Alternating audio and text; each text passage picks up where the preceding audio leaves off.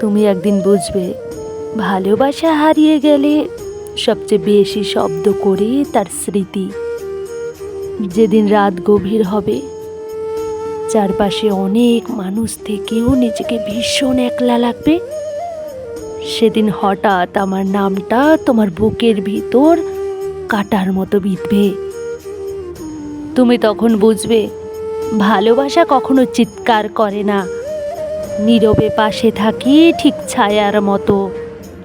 একদিন নিজেকেই প্রশ্ন করবে, যে মানুষটা এতটা আপন ছিল তাকে কেন দূরে ঠেলে দিলাম।